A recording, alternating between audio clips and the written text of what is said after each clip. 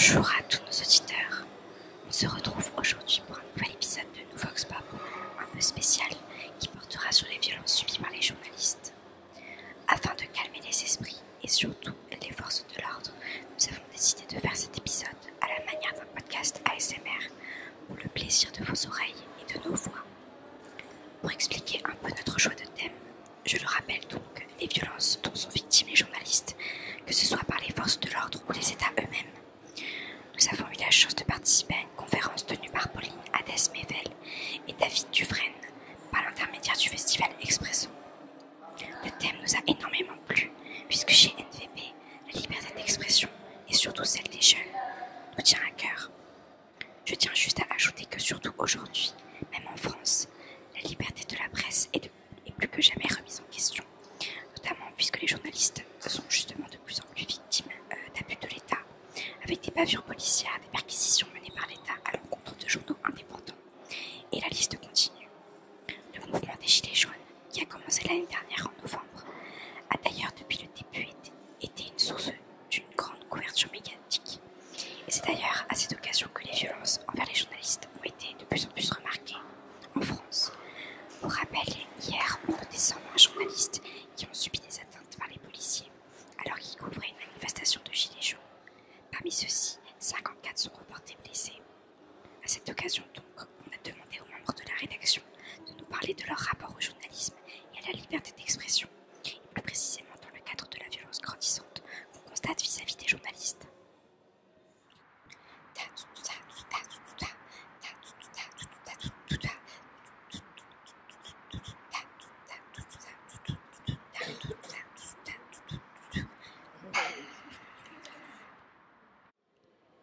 Alors bonjour Anna, aujourd'hui je voudrais te demander qu'est-ce que ça t'évoque les violences dont les journalistes sont de plus en plus victimes aujourd'hui. Qu'est-ce que ça t'évoque en tant que toi-même rédactrice au sein de Nouveau Papier? Est-ce que tu as un exemple de violence précis? Voilà. Alors moi, ce qui me fait surtout peur dans ces violences, c'est que ça peut, disons, décourager certains journalistes de couvrir donc certains événements, certaines actions. Et je trouve que c'est très dangereux dans le sens où si on perd la presse, on perd notre propre liberté, puisqu'on on saura plus rien et on sera plus capable de faire la part des choses si on n'a personne pour nous informer. Et donc je pense que c'est essentiel de protéger les journalistes dans leur travail. Après, pour un exemple précis, peut-être pas en violence complète, du type agression, etc. Mais j'entends de plus en plus d'agressions verbales, on va dire, envers la presse, même dans nos politiques, nos dirigeants. Et je trouve ça très dangereux parce que si même en haut, on appelle à ne plus croire les journalistes, finalement, on décrédibilise toute la presse et donc on perd la crédibilité de l'information. D'accord, c'est très intéressant. Donc aussi, as-tu un mot à dire pour la fin? Donc quelque chose que tu souhaiterais communiquer à nos auditeurs? Je leur dirais de surtout continuer à s'informer, continuer à lire des journaux, à regarder des vidéos d'information et qu'il faut surtout pas croire les premiers venus et au contraire aller chercher ces informations. Et voilà, dans notre propre intérêt, on va dire. Très bien, merci. Le gouvernement, c'est la même chose. Ils ont le pouvoir sur tout le monde et ils décident. Et c'est pas anodin quand on voit que par exemple des journalistes sont repoussés des meetings politiques. Par exemple, je pense à Marine Le Pen. On peut bien voir que quelquefois les journalistes, s'ils ne sont pas dans un média qui correspond aux idéaux politiques du mouvement du Rassemblement national, souvent ils sont évacués de la salle et parfois très violemment. Aussi récemment, ce qu'on a pu voir, c'est pendant les manifestations des Gilets jaunes, les journalistes qui couvraient ces manifestations très souvent étaient bousculés par les forces de l'ordre. Et ça montre un retour dans un régime qui est totalitaire. Je pèse mes mots. Voilà. Merci beaucoup. Alors bonjour Anna,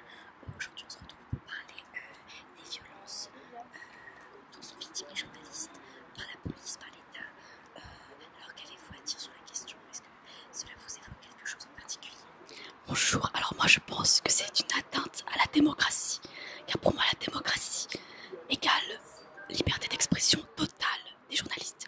Je suis contre la censure sous toutes ses formes, que ce soit par l'État, par qui que ce soit. Je pense que ce qui fait une démocratie, c'est que nos journalistes se sentent libres d'exprimer tout ce qu'ils veulent, que ce soit contre le gouvernement. Je pense que par le passé, on a assez souffert de la censure sous toutes ses formes. On n'avait pas le droit de critiquer le pouvoir mis en place. On n'avait pas le droit de critiquer les religions, par exemple l'Église catholique, qui était extrêmement liée avec le pouvoir en place. Et aujourd'hui, moi je pense surtout aux attentats de Charlie Hebdo, qui représentent pour moi une atteinte à la liberté d'expression des journalistes. C'est-à-dire que les journalistes n'ont pas le droit d'aborder certains thèmes, certains sujets, sous prétexte qu'ils ne sont pas dans la bonne morale.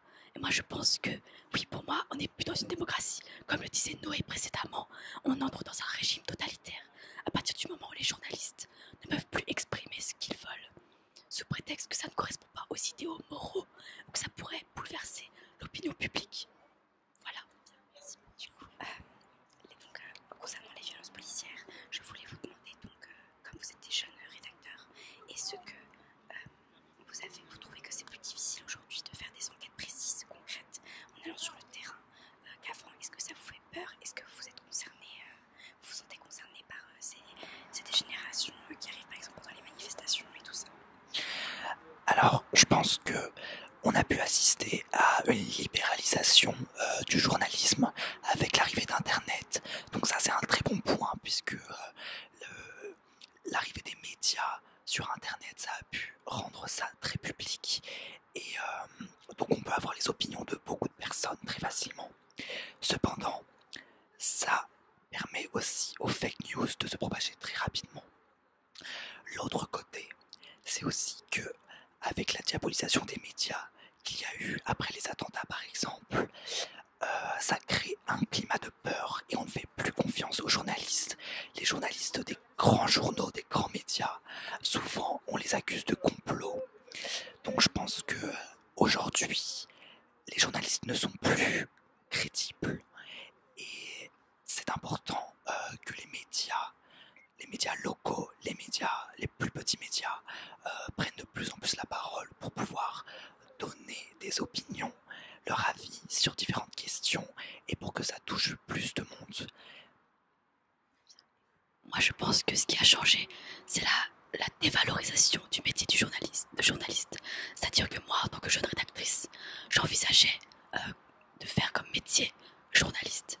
Et maintenant, je pense que depuis les attentats, on assiste à une dévalorisation du métier de journaliste. C'est-à-dire qu'avant, être journaliste, c'était un combat. On se battait pour informer le peuple, enfin, les gens. On se battait pour leur dire la vérité, pour les informer de ce qui se passait dans le monde. C'était vraiment un symbole d'information, de vérité. Et là maintenant, comme le disait Noé, les fake news et les hommes politiques, les femmes politiques, par exemple Marine Le Pen, vont dévaloriser le métier de journaliste en disant que ces gens ne sont pas légitimes. Et oui, bon, pour moi c'est un désastre. Voilà. Y a-t-il un cas en particulier qui vous intéresse, dont vous voulez parler aujourd'hui? Donc, ce qui s'est passé avec Julian Assange, c'était qu'il était, donc il s'était réfugié dans l'ambassade de l'Équateur, donc suite à une demande d'extradition venant de la Suède, donc pour qu'il soit jugé pour viol. Et en fait, son avocat lui a conseillé de donc se réfugier dans l'ambassade pour éviter que les États-Unis l'extradent depuis la Suède pour donc l'accuser de violation de secrets confidentiels, secrets d'État. Parce que Julian Assange donc fait partie de l'ONG Wikileaks qui publie des rapports classés secret défense, qui publient de l'information brute. Et donc, ce qui lui est arrivé peut être considéré comme une atteinte à la liberté de la presse parce que donc le métier de Julian Assange, c'est de nous informer, de nous donner cette information telle qu'elle est véritablement dirigeant cherche parfois à nous la cacher. Et donc, en voulant le punir pour cela, c'est comme si on punissait la presse entière, on punissait l'information entière. Pour rappel, Julian Assange a publié des rapports sur l'Irak et la guerre en Irak et des crimes de guerre qui ont été commis par l'armée américaine qui aurait tiré sur des journalistes d'ailleurs et des civils en connaissance de cause, notamment avec l'enregistrement d'une boîte noire d'un drone d'un aviateur qui aurait lâché des bombes sur des civils et des journalistes en connaissance de cause, puisque les ordres venaient de plus haut et demandaient de tirer alors que l'aviateur signalait bien qu'il y avait des civils. Et pour conclure, Angela va nous donner le mot de la fin en définissant ce que le journalisme signifie aujourd'hui. Il faut revendiquer le métier de journaliste. Aujourd'hui, on se contente simplement de relayer l'information.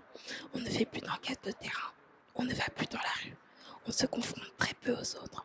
Il faut pour cela changer les choses et réaffirmer ce que signifie vraiment le métier de journaliste. Merci. Voilà. Merci beaucoup. Donc on se retrouvera pour un prochain podcast peut-être ou une prochaine vidéo de Vox Pop. Merci à toutes les personnes qui ont participé à ce micro-trottoir et à la prochaine fois.